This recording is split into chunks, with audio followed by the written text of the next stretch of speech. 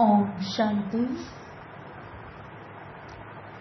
आज 18 मई 2021। आज मीठे प्यारे बाप दादा के महावाक्य हैं।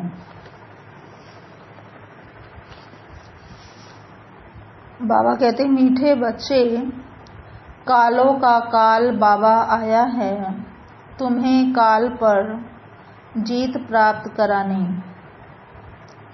कालों का काल बाबा आया है तुम्हें काल पर जीत प्राप्त कराने। मन मना भव के मंत्र से ही तुम काल पर जीत पाएंगे। मन मना भव के मंत्र से ही तुम काल पर जीत पाएंगे। प्रश्न है, रूहानी बाप रूहानी यात्रियों को कौन सी एक विशेष शिक्षा देते हैं? रूहानी बाप तुम रूहानी यात्रियों को कौन सी एक विशेष शिक्षा देते हैं? उत्तर है, हे रूहानी यात्री, तुम देहे अभिमान छोड़ देही अभिमानी बनो। कल भी बाबा ने हमें ये रिमाइंड कराया था कि तुम आत्मा हो, तुम घड़ी घड़ी भूल जाते हो, देही अभिमानी बनो। परसों भी कहा था और आज भी बाबा कह रहा है कि हे रूहानी यात्री, तुम देहे अभिमान छोड़ देही अभिमानी बनो। रावण ने आधा कल्प से तुम्हें देहे अभिमानी बनाया है। अब आत्म अभिमानी बनो। ये रूहानी ज्ञान सुप्रीम रूह ही तुम्हें देता और कोई दे नहीं सकता। आज का गीत है ओम नमः शिवाय। ओम शांति। बाबा ने कहा, बच्चों ने अपने बाप की महिमा सुनी। गाया भी जाता है ऊंच ते ऊंच भगवान है। वह है सब बच्चों का बाप। शिव बाबा है सब बच्चों का बाप। बाकी जो भी हैं, जो भी मनुष्य मात्र हैं, चाहे वो देवी देवता हैं, चाहे विद्वान हैं, चाहे राष्ट्रपति हैं, बाबा ने कहा बाकी जो भी हैं सब आत्मा हैं और सबका आपस में जो रिलेशन है वो है भाई भाई, ब्रदर्स। और सबका बाप भी एक है, वह है शिव बाबा। बाप ने समझाया है, हे बच्चों, भक्ति मार्ग में तुमको दो बाप हैं। बाबा कहते, भक्ति मार्ग में तुमको दो बाप हैं, एक है लौकिक बाप और दूसरा है पारलौकिक बाप।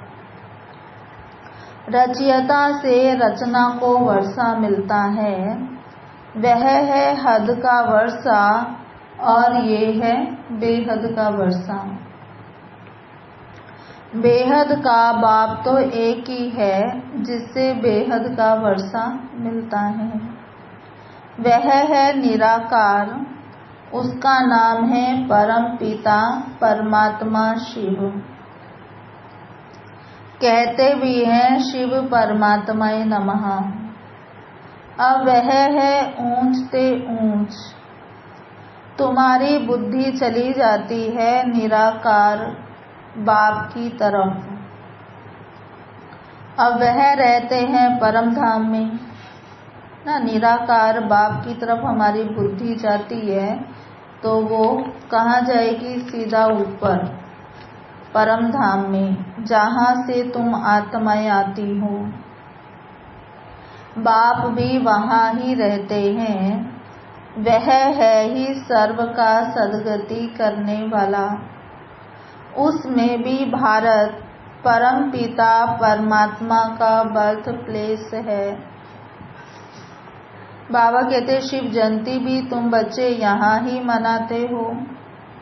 उस रूहानी बाप को ही ज्ञान का सागर पतित पावन लिबरेटर गाइड कहा जाता है। वही दुख हरता सुख करता है। ये भारतवासी जानते हैं ना, ये हम भारतवासी बहुत बखूबी जानते हैं कि परमात्मा ही दुख हरता सुख करता है। और इस समय भारत जो है वो दुखधाम बन गया है। भारत ही सुखधाम था। बाप बच्चों को बैठ समझाते हैं, हे भारतवासी, तुम विश्व के मालिक थे, जबकि तुम्हारा आदि सनातन देवी देवता धर्म था। देवी देवता धर्म श्रेष्ठ, कर्म श्रेष्ठ थे। अब यह धर्म भ्रष्ट, कर्म भ्रष्ट बन गए हैं। अपने को पावन देवता कहला नहीं सकते हैं। कलयुग अंत तक भक्ति मार्ग चलता है। इसमें ज्ञान होता नहीं, ज्ञान से होती है सद्गति। सर्व का सद्गति दाता बाप जब तक ना आए तब तक सद्गति हो ना सके। बाप कहते हैं, मैं कल्प के संगम युग पर आता हूँ। इस समय है ही पतित दुनिया, पावन एक भी होता नहीं है। बल सन्यासी पवित्र बनते हैं, परंतु फिर उनको पुनर्जन्म तो यहाँ ही लेना है। भले विष से जन्म लेना पड़े ना, बाबा ने कहा सन्यासी पवित्र बनते, लेकिन उनको पुनर्जन्म फिर यहाँ लेना पड़ता है विष से, माना गृहस्थियों के घर में। क्यों? बाबा कहते वापस जाने का है नहीं उनका, क्योंकि गृहस्थियों के घर का खाते हैं तो भोजन तो शुद्ध नहीं है ना उनका, भले खुद पवित्र रहते हैं। तो इसलिए बाबा कहते वापस जाने का नहीं है, जाएंगे तब जब चक्र पूरा होता है, तब ही बाप आकर ले जाते हैं। इनको कहा ही जाता है रूहानी ज्ञान। सुप्रीम रूह रूहानी ज्ञान देते हैं। सुप्रीम रूह ही ज्ञान का सागर पतित पावन है। बाकी शास्त्रों का ज्ञान तो है भक्ति मार्ग। बाप कहते हैं यज्ञ तप तीर्थ आदि करते और ही नीचे गिरते आए हो। तुम पहले सतो प्रधान थे। भारत में प्योरिटी थी तो पीस प्रॉस्पेरिटी भी थी, हेल्थ वेल्थ दोनों थे। आज से 5000 वर्ष पहले की बात है। ये भारत स्वर्ग था। उस समय और कोई धर्म नहीं था, सिर्फ एक ही आदि सनातन देवी देवता धर्म था, जो परमपिता परमात्मा ने स्थापन किया। स्वर्ग की स्थापना तो वही करेंगे, मनुष्य तो कर ना सके। ऐसे तो नहीं कहेंगे कृष्ण रचयिता है। बाबा ने कहा नहीं, रचयिता तो एक ही निराकार शिव है, बाकी है उनकी रचना। रचयिता से ही रचना को वर्षा मिलता है। बाप समझाते हैं, मैं तुम्हारा बेहद का बाप हूँ, तुमको बेहद का वर्षा देता हूँ 21 जन्मों के लिए। सूर्यवंशी चंद्रवंशी पवित्र धर्म स्थापन करता हूँ। ब्राह्मण धर्म है छोटी, सबसे ऊंच है रूहानी बाप। रूहों को आप समान बनाते हैं। बाप ज्ञान का सागर, सुख का सागर है, तो तुमको भी बनाते हैं। भारत ही सुख धाम था, अभी तो दुख धाम है। बाप कैसे आते हैं यह किसको भी पता नहीं है। सतयुग आदि से कलयुग अंत तक ये सारी हिस्ट्री ज्योग्राफी भारत की है। ये लक्ष्मी नारायण कितने हेल्दी वेल्दी थे, कभी बीमार नहीं पड़ते थे। अभी काल पर विजय पाने के लिए शिक्षा ले रहे हैं। जिसको कालों का काल महाकाल कहा जाता है, वह तुमको काल पर विजय पहनाते हैं। नाम भी सुना, शिवाय नमः। तुम ऐसे तो नहीं कहेंगे परमात्मा सर्वव्यापी है, कुत्ते बिल्ली में है। इसको कहा ही जाता है धर्म की गलानी। बाप की गलानी करते हैं। अभी यह है कल्प का संगम समय। इस समय ही विनाश काले विपरीत बुद्धि कहा जाता है। अब विनाश तो सामने खड़ा है। गीता में भी लिखा है, यादव कौरव पांडव क्या करत भय। सर्वशास्त्रमयी शिरोमणि श्रीमद् भागवत गीता है। उनसे ही फिर और शास्त्र निकले हैं। बाबा ने कहा, तुम जानते हो गीता है डीटी धर्म का शास्त्र। बाप कहते हैं, मैं आता हूँ तुमको शूद्र से ब्राह्मण बनाता हूँ, फिर सो देवी देवता बनाता हूँ। तुम क्षत्रिय वैश्य शूद्र बनते हो। बाप समझाते हैं, तुम 84 जन्म कैसे लेते हो। बाप समझाते हैं कि तुम 84 जन्म कैसे लेते हो। सबसे जास्ती जन्म वह लेते हैं जो पहले पहले सतयुग में आते हैं। मैक्सिमम 84 जन्म लिए हैं तुम भारतवासियों ने, और मिनिमम 1 जन्म।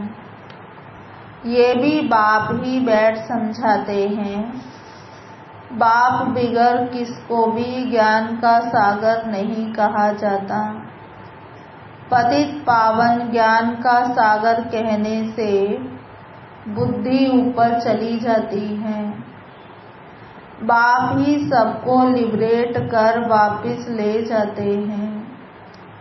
सर्व का सदगति दाता एक ही बाप है। अच्छा, फिर सर्व की दुर्गति कैसे होती है, कौन करता है। सदगति सतयुग को, दुर्गति कलयुग को कहा जाता है। बाप कहते हैं, मैं कल्प कल्प तुम बच्चों को आकर सदगति देता हूँ। बाबा ने कहा, तुम बच्चे सारे वर्ल्ड की हिस्ट्री ज्योग्राफी को जानते हो। स्कूलों में तो आधी हिस्ट्री ज्योग्राफी सिखाते हैं। सतयुग त्रेता में कौन राज्य करते थे किसको भी पता नहीं है। चित्र तो बरोबर है। यह लक्ष्मी नारायण राज्य करते थे। कितना समय वह राजधानी चली तुम बता सकते हो। क्रिश्चियन डिनेस्टी 2000 वर्ष चली। बौद्ध डिनेस्टी इतना समय चली। इस्लामी कितना समय चली। इस्लाम तो आया द्वापर युग से, तो आप सोचो 2500 वर्ष चली है ना। बौद्ध वाले तो इस्लाम के बाद आए हैं, तो उनकी डिनेस्टी 2000 वर्ष चली। तो बाबा ने कहा, उनके आगे भी चंद्रवंशी थे जो 1250 वर्ष चले। सतयुग त्रेता में सूर्यवंशी चंद्रवंशी ही थे और कोई धर्म नहीं था। तुम ही सूर्यवंशी चंद्रवंशी बनते हो, अब फिर से बने हो ब्राह्मणवंशी। ये सारा नाटक भारत पर ही बना हुआ है। भारत ही हेल और हेवन बनता है और धर्म वालों के लिए नहीं कहेंगे, वह तो हेवन में होते ही नहीं।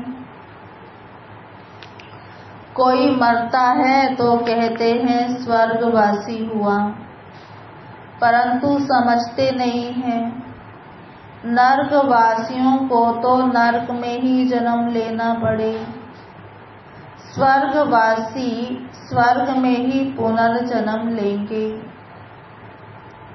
तुम बच्चे समझते हो ये लक्ष्मी नारायण स्वर्गवासी थे, उन्होंने ये राजधानी कैसे पाई? लाखों वर्ष की बात तो याद रह न सके। सतयुग में ये शास्त्र आदि होते नहीं, ये सारी भक्ति की सामग्री है, सीढ़े नीचे उतरनी ही है। सतो प्रधान से सतो रजो तमो में ये सीढ़ी उतरने में 5000 वर्ष लगते हैं। सतयुग में 16 कला संपूर्ण, फिर त्रेता में 2 कला कम। आत्मा में चांदी की खाद पड़ी है। कॉपर एज में आए तो कॉपर की अलाएं पड़ी। इस समय बिल्कुल ही तमो प्रधान है, आत्मा में ही खाद पड़ती है। तुम ही पूरे 84 जन्म लेते हो। यह रूहानी बाप शिव बाबा आकर रूहानी बच्चों को समझाते हैं। तुमको अब आत्म अभिमानी बनना है। रावण की परवेशता होने से सब देह अभिमानी बन जाते हैं। अब अपने को आत्मा समझना है कि हम ही 84 जन्म ले भिन्न भिन्न पार्ट बजाते आए हैं। अब 84 का चक्र पूरा हुआ। अब तो शरीर भी जड़ जड़ीभूत हो गया।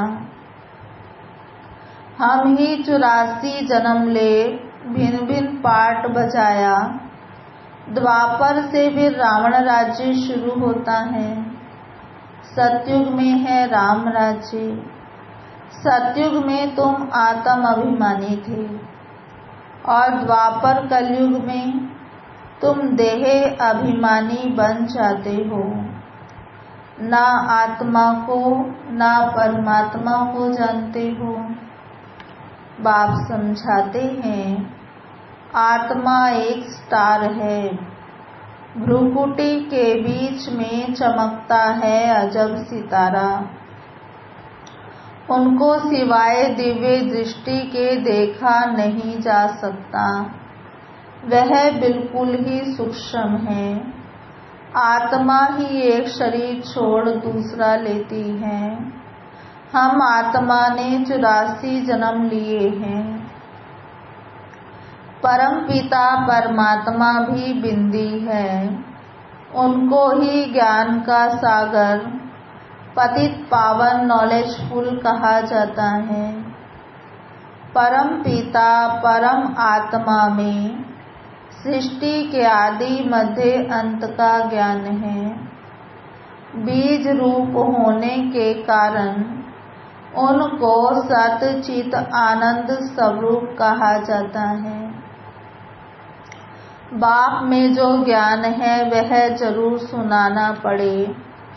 यह है स्पिरिचुअल नॉलेज। सब रूहों का बाप आकर रूहों को पढ़ाते हैं। तुमको आत्म अभिमानी बनना है। शिव बाबा हमको पढ़ाते हैं, वही नॉलेजफुल हैं। बाबा ही आकर स्वर्ग की रचना रचते हैं। तुमको स्वर्ग के लायक बनाते हैं। यह सृष्टि चक्र का राज कोई मनुष्य नहीं जानते। बाप को ही ना जानने के कारण भारत का ये हाल हुआ है। भारत में प्योरिटी थी तो पीस प्रॉस्पेरिटी थी। अभी तो है ही नर्क, फिर कोई स्वर्ग में जा कैसे सकते हैं। बिल्कुल ही पत्थर बुद्धि हो गए हैं। बाप कहते हैं मैं बच्चों के लिए कोई सौगात तो ले आऊंगा। तो बाबा क्या सौगात लेकर आते? स्वर्ग हथेली पर ले आते हैं। बाबा कहते मैं तुमको स्वर्ग का मालिक बनाता हूँ। जिन्होंने कल्प पहले वर्षा लिया है वही अब लेंगे। मनुष्य से देवता बनेंगे। वास्तव में प्रजापिता ब्रह्मा के तो सब बच्चे हैं। अब ब्रह्मा द्वारा शिव बाबा रचना रच रहे हैं। ब्रह्मा कुमार कुमारी बनते जाते हैं। शिव बाबा से वर्षा लेने के लिए पुरुषार्थ करना है। तमो प्रधान से सतो प्रधान बनना है। बाप कहते हैं बच्चों मुझे याद करो तो तुम्हारे सब विकर्म विनाश होंगे। यह स्पिरिचुअल नॉलेज सिवाय बाप के और कोई दे नहीं सकता। रूहानी बाप ही रूहों को नॉलेज देते हैं। तुम रूहानी यात्रा करते हो। देह अभिमान को छोड़ देही अभिमानी बनते हो। आत्मा अविनाशी है। आत्मा में ही सारा पार्ट भरा हुआ है। आत्मा कैसे 84 जन्मों का पार्ट बजाती है। अब मालूम पड़ा है हम सूर्यवंशी थे, फिर चंद्रवंशी बने, फिर हमको सूर्यवंशी बनना है। अभी बाप सतो प्रधान बनने की शिक्षा देते हैं। मामेकम याद करो भगवानुवाच। गीता का भगवान शिव बाबा है ना कि श्री कृष्ण। कृष्ण की आत्मा भी अब सीख रही है। अच्छा मीठे मीठे सिकी लधे बच्चों प्रति मात पिता बाप दादा का याद प्यार गुड मॉर्निंग। रूहानी बाप की रूहानी बच्चों को नमस्ते।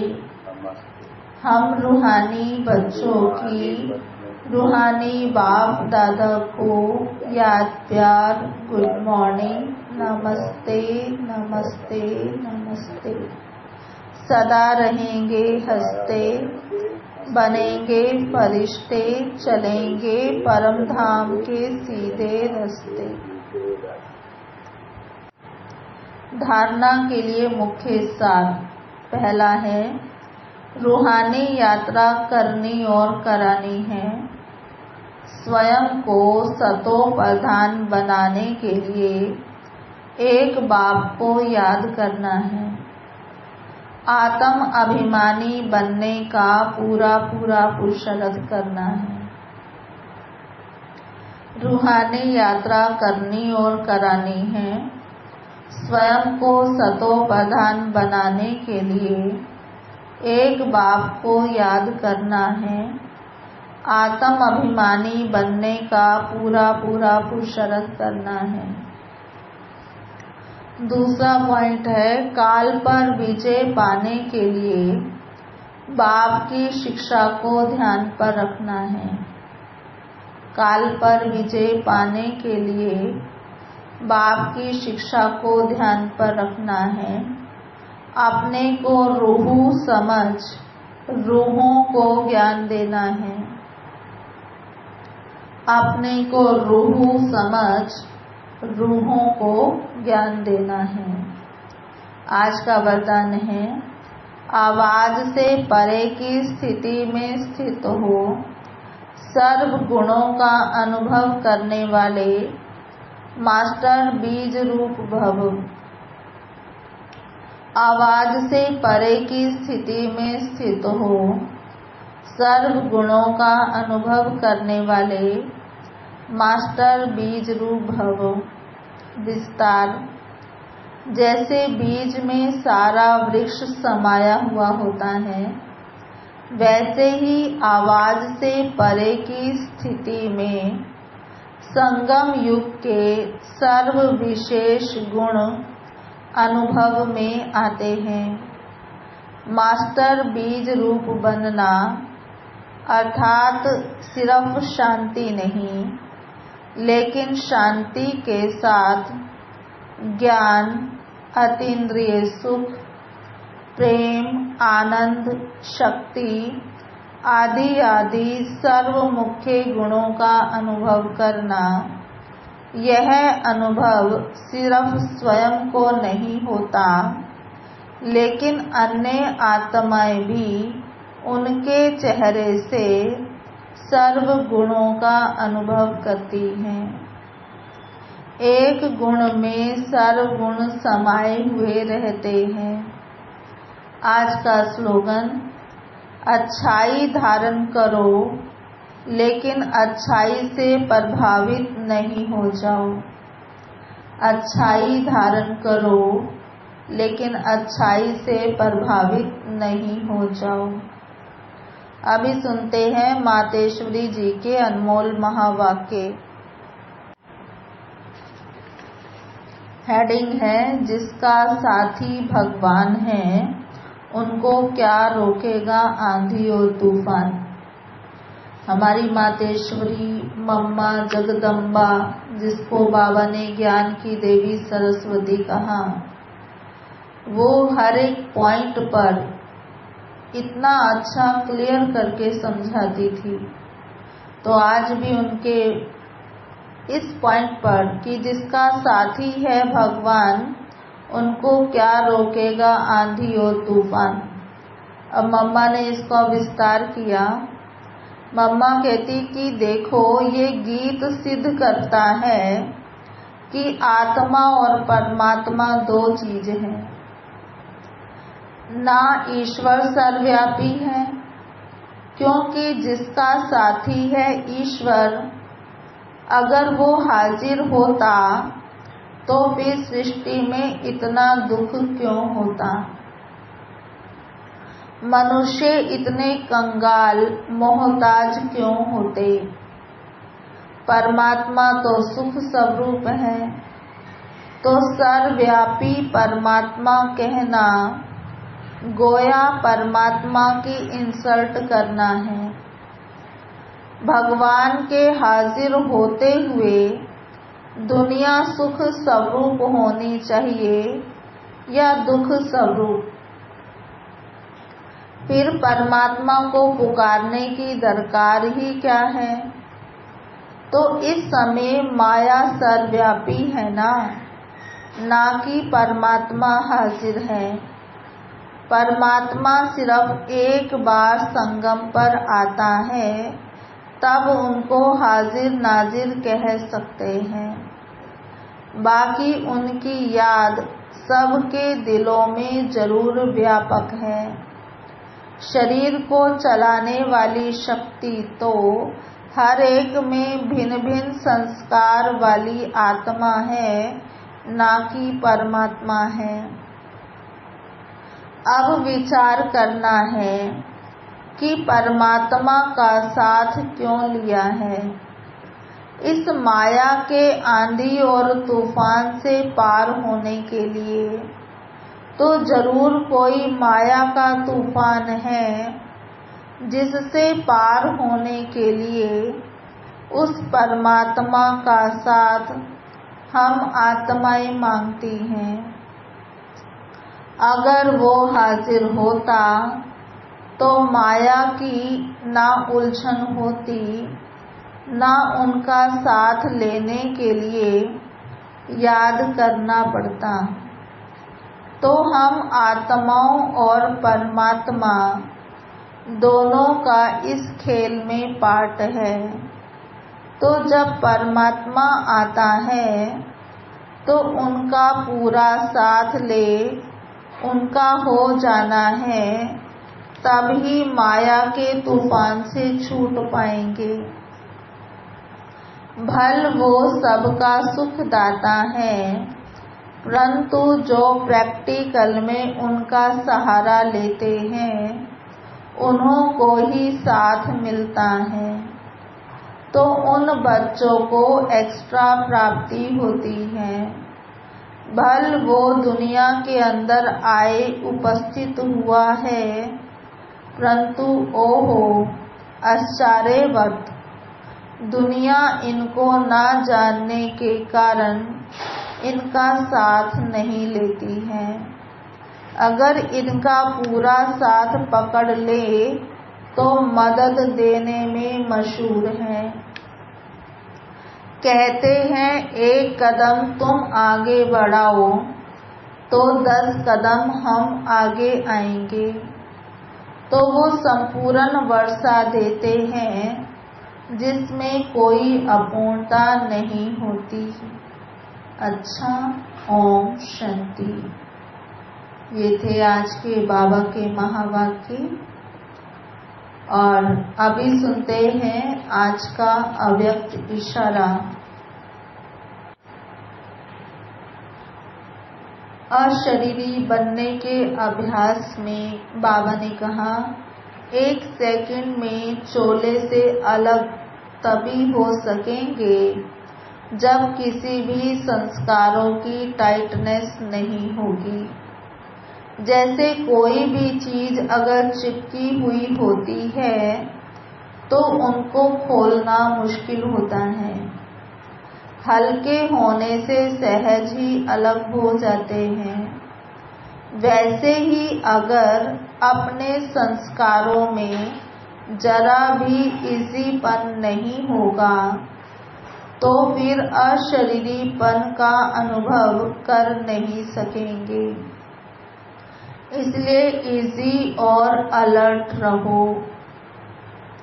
इसमें बाबा ने कहा जैसे कोई भी चीज चिपकी होती है, समझो आप टाइट वस्त्र पहनते हो तो उस टाइट वस्त्र को पहनना और उतारना उसमें मेहनत लगती है।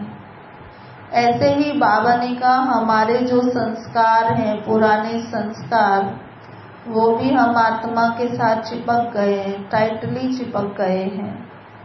अब उस संस्कारों को या कहें आत्मा के साथ देह भी चिपकी हुई है। अब इस देह से न्यारा होना, पुराने संस्कारों से न्यारा होना तो थोड़ा मुश्किल लगता है। तो बाबा कहते अशरीरी बनना माना अपनी देह से न्यारा होना, और जो पुराने संस्कार हैं उनमें भी इजीपन आ जाए, ढीले हो जाए तो अशरीरीपन का सहज अनुभव कर सकेंगे। इसलिए आप अपने आप को इजी रखो और अलर्ट रखो। अच्छा, ओम शांति। आज तो ईशु दादी के निमित्त भोग स्वीकार कराएंगे, तो भोग लगे उससे पहले हम सुनेंगे आज की मुरली के स्वमान। पहला स्वमान है, मैं आत्मा मन मना भव के मंत्र से काल पर जीत प्राप्त करने वाली हूँ। मैं आत्मा मन मना भव के मंत्र से काल पर जीत प्राप्त करने वाली हूँ। दूसरा स्वमान है, मैं आत्मा देही अभिमानी हूँ। मैं आत्मा देही अभिमानी हूँ। तीसरा स्वमान है, मैं आत्मा धर्म श्रेष्ठ कर्म श्रेष्ठ हूँ। धर्म श्रेष्ठ, कर्म श्रेष्ठ हूँ। चौथा स्वमान, मैं आत्मा मास्टर ज्ञान का सागर, सुख का सागर हूँ। मैं आत्मा मास्टर ज्ञान का सागर, सुख का सागर हूँ। पांचवा स्वमान, मैं आत्मा ब्राह्मण वंशी हूँ। मैं आत्मा ब्राह्मण वंशी हूँ। छठा स्वमान, मैं आत्मा मास्टर बीज रूप हूँ। मैं आत्मा मास्टर बीज रूप हूँ। ओम शांति। अभी हम यीशु दादी के निमित्त भोग लगाएंगे, तो आप सभी भी हमारे साथ 10 मिनट बैठना और दादी को भोग स्वीकार कराना। ओम शांति।